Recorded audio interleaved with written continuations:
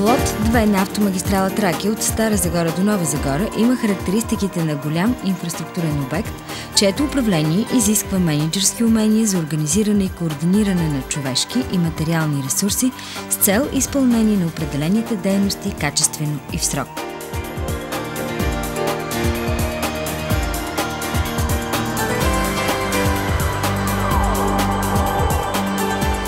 На 3 май 2010 година се постави началото на изграждането на новите 32 км от транспортен коридор номер 8. На 9 юни същата година възложителят Агенция Пътна инфраструктура подписа с изпълнителя Българското сдружение Магистрала Трейс протокол 2А, с което реално се откри строителната площадка. Обединението Магистрала Трейс е с водещ партньор Трейс Груп Холд АД и включва фирмите PSI АД, строителна компания 13 Пътстрой АД, Пътно строителство АД Добрич и Виастрой Инженеринг ООД. Всички те са български компании с доказан опит в строителството на инфраструктурни проекти. През 2007 Трейс Груп Холд завърши изпълнението на лот 1 от автомагистрала Тракия, участъка Оризово – Стара Загора. Холдингът е първата българска компания, която предаде за експлоатация магистрала, построена в съответствие с изискванията на ФИДИК.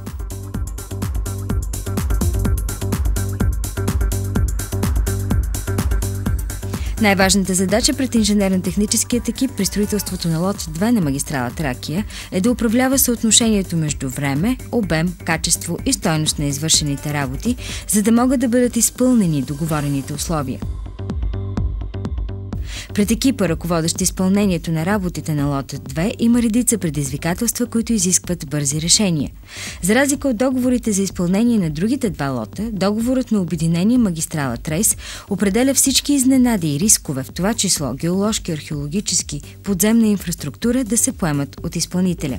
Това наложи нов подход в отношенията възложител-изпълнител, което означава бързо решаване на появили се изненади и технически въпроси, без това да води до увеличаване на срока за изпълнение и цената на договора.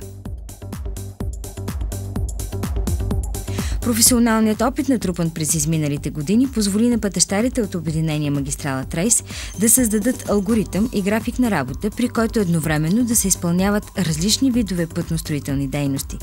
Цялото 32-километрово трасе бе разделено на 7 участъка. Създадени са работни групи, разделени по видове работи на участъци. Персоналът зает с изпълнението на работите е над 1000 души, като в това число не се включват операторите на пътно-строителна техника. В графика за изпълнение на работите бе заложено да се изпълняват едновременно отнемане на хумусния слой на подходящите почви и изпълнението на насип по цялата дължина на трасето преди настъпването на неблагоприятните зимни условия. Решението за изграждането на един пласт насип осигури технологичен път, който гарантира на строителите възможността за достъп до обекта и изпълнение на различни видове работи – земни, пътни, работа по изграждане на водостоци и мостове, както и не позволи промяна на движението по автомагистрала Тракия или възпрепятстване движението по местните общински и други пътища. Създадоха се технологични прозорци, чрез които се осигури едновременно изпълнение на различни инженерни мрежи, водоснабдяване и канализация, водостоци, отводнителни окопи, изместване на канали, напоителни системи, реконструкции на електропроводи и съобщителни кабели, без да се прекъсва потреблението. Създадената от строителя организация защити интереса както на експлоатационните дружества, така и на потребителите.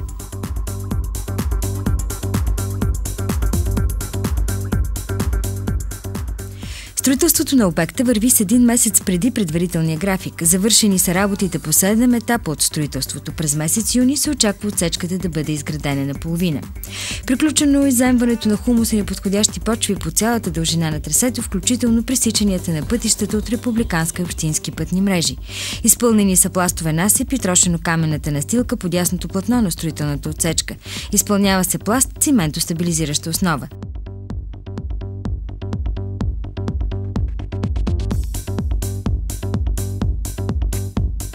Само за 6 месеца пътещарите от магистрала Трейс поставиха фундаментите на 20 броя мостови съоръжения, на 16 от тях изградиха стълбове устои с монтирани греди.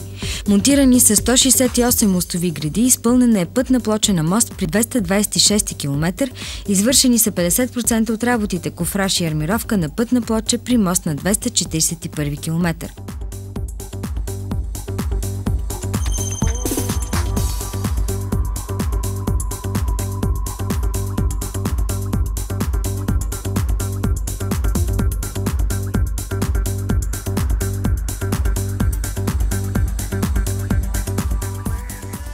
От особено значение за гарантиране на качеството на обекта е вложените материали да отговарят на техническите спецификации. В правилата за избор инженерно-техническият екип съблюдава качество, поведение на материалите при различни атмосферни влияния, устойчивост, гарантиране на доставките с цел минимизиране на риска от спиране на работа или струпването на голям брой автомобили. Всеки един от материалите преминава няколко нива на изпитание и контрол, преди да бъде вложен и след това. В лабораторията на магистрала Трейс, в независима лаборатория, високо квалифицирани специалисти от Път Инвест Инженеринг, фирмата за строителен надзор, осъществяват непрекъснат контрол по изпълнение на обекта.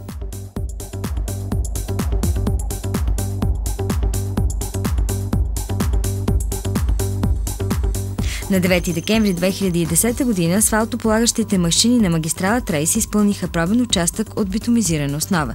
Вече са изпитани материали за модифициране на битум от различни производители, тъй като на износващия пласт на 32-километровото трасе ще бъде приложена технологията за полагане на полимерно модифицирана асфалтова смес.